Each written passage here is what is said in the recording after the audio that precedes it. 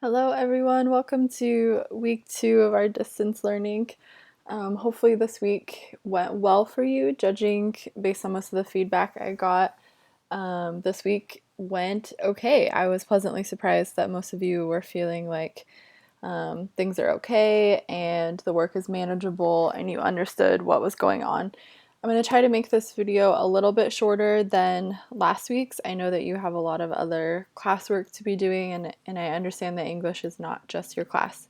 So I'm going to start with a couple points of just feedback after reading all of your Google form check-ins, okay? Just want to remind you, it's extremely important that you watch these weekly video tutorials and that you have checked your email and read the documents and directions on Google Classroom before you ask questions. This will just help save both of us time. I understand if you have more questions, but I just mean that there were some questions that I got asked repeatedly that were definitely in the documents. And it was just taking me a lot of time to answer the same question. That's also on me though. Like if you guys are asking the same question, and there's a lot of you asking the same one, that's for me too. So that's why I've offered some clarity on some of the points that I did get asked a lot. Okay. The beauty of having a video like this is that you can always come back here and watch it again, or pause it, or rewind it, or watch it with captions. And that's kind of the upside of having a video as opposed to a live lesson. This is always going to be here for you. And just continue to email me with your follow-up and additional clarity questions. You guys did great doing that this week. Google Meet during office hours. So our office hours, I believe it's English and Social Studies, is 12 to 1 p.m. daily. It's by request, okay? A few of you in your check-ins, you said I wasn't aware that Google Meet's office hours happened. It's because I didn't get any requests this week. So you need to email me and let me know that you want to meet with me, just because I can't sit in all 6 different meets at the same time, unfortunately, okay? So you just have to let me know that you'd like to meet with me, and we will meet together. Okay, if you email me, you guys know that I respond within a few minutes, sometimes within the minute. Okay, so it's pretty easy. In addition to office hours, this week I'm going to be hanging out in each class's Google Meet during our scheduled class time. If you can't remember what that is, just go back to our distance learning document. It's all here for you. Okay, so for example, from 9 to 9:30, I will be in period 1's Google Meet. Okay. I think a lot of you have already used Google Meets by this point with maybe your other teachers, but if you don't know how, you'll just go to our Google Classroom, click on this link. It will bring you, hello, that's me. It will bring you to this like waiting room almost, okay? And then you'll just click join now and you can meet with me one-on-one. Or maybe there'll be some other kids here hanging out at the same time. You can come just to chat and hang out, or you can come if you have questions also. Okay, so there is Google Meet. Again, office hours by request, or just come during our scheduled class time. I did get a few questions about deadlines for assignments. If you look in the document, Sunday night, so I'll show you down here. Sunday night, every week at 11:59 p.m. is the deadline. Okay, so that is your 3 personal journal entries plus a choice source and notes page. I did get some questions about how to find sources. Again, you just need to scroll through the document until you get to the page that says sources. I can do that now with you. And I also got a question of, do you choose them? Yes. Also in the document, it's your choice. There are 8 total, so you'll end up just choosing a different one every week. Once you get here to resources, you will find everything, all 8 of them right here. Okay. What else?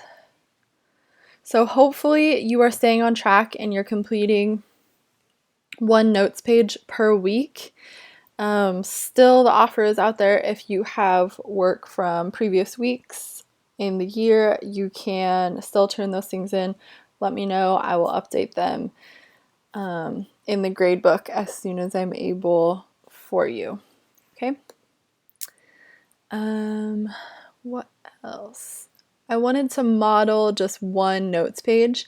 So what can be helpful when you're completing this is to open up the document twice so that you have the source here.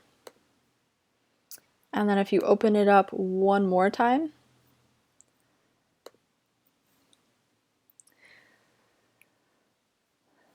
and then go to your actual notes page, you can flip between the two. Okay, so here is my source 1 notes page. This is due May 8th. You'll turn 4 of these in on May 8th, but I'm also checking that you are just completing one per week so that you're staying on track. Okay, and that's part of your participation points, but you might get behind on one. That's fine. Just make sure that they're all done by May 8th. Okay. So for this one, I've used the source Could You Be a Hero by Elizabeth Svova. I'm not going to read the whole thing out loud to you, but for example, from this source, here's how I filled out my notes page. It's pretty short. Here's how I filled out. I did start to grab some of my definitions. So the fray, vicinity, phenomenon, bystander, effect. So for example, if I don't know what the fray means, I would just go ahead and look that up. In the fray, usually disorderly or protracted fright, struggle, or dispute. Okay, so for this one, I would just use disorderly struggle would be a good definition.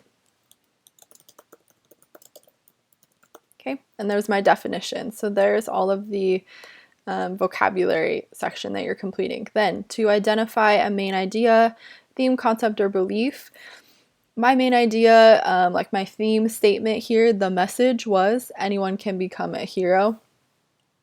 I think other ideas were that it helps to practice small acts of kindness every day so that when you're in a stressful or high stress situation, you don't hesitate to help.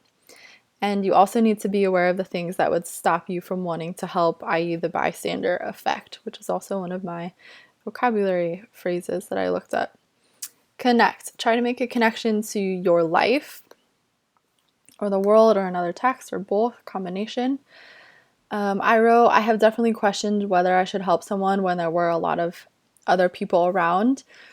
All of us were waiting for the others to step in, so no one did. This was just a situation that I can remember where I saw someone who needed help and I didn't know if I should be the one to step in. It also reminds me of To Kill a Mockingbird and how many people are afraid to step up and advocate for Tom Robinson in the way that Atticus does. That's another example of the bystander effect if we're trying to connect to a text. Okay, then you reflect. So what does a passage suggest to you about the larger theme in the text? I grabbed this passage after the Boston Marathon bombings. I have a typo there. For example, many doctors and nurses rushed into the fray, one of my vocabularies, to aid victims. To me, this suggests that when people practice helping others on a daily basis, then when a high-stakes situation arises, it is simply an instinct to jump in and help someone without hesitation. Then evaluate. I'm asking you to make a judgment based on what is taking place in the text. I think that if I practiced stepping in more often and following my instincts to help people, I would be more prepared to help someone in a life or death situation. Many times on the news, we see people say things anyone else would have done the same, or people that do heroic things. I feel like they often always say, well, I just did what everyone else would have done. And in the article, a girl says something similar to this. She says, I didn't think, I just did it. I think this makes sense because humans are wired to want to help others, and we just have to get over our own fear and not wait for others to step in. We can be the heroes. That is one notes page, and remember that I chose that source, so you are choosing one. I'm not making you do them in order or choosing them for you. You're choosing from the 8. Eventually, you will get around to all 8 of them, of course, okay? Let's see what else. Okay, last thing that I want to show you, I have started a goose chase game. It is like a digital scavenger hunt. This is completely optional and for fun, but I do want to show it to you. It's an app, so you'll just download. It's called Goose Chase. Here's how you join it. Let me remember how to get here. So here are the directions. You will just download it. It's an app just on your phone. Choose to play as a guest or register for a personal account. Then you'll search for and select Miss Schulte English Scavenger Hunt or search by the game code. Here it is. And then follow the prompts to create a player profile. This is just for fun, completely optional, something non-academic for us to continue connecting if you would like to do that. Here are some of the missions. And I've started the game already, so it lasts 7 days. You would take a picture, pose with a pet, take a picture of something you've completed for a distance learning assignment or task. Tell me about shows or movies you've been obsessed with lately, picture of your snacks, etc. Okay, and you can see that this game is alive. Right now, it will last for a week, totally open if that's something that you would be into. Okay, you're all doing awesome. Just continue checking in with me, emailing me, communicating. We'll have another Friday check-in. Questions will be slightly different, of course, and we will just keep it moving, okay? I hope that you have a great Sunday night, and we will talk soon.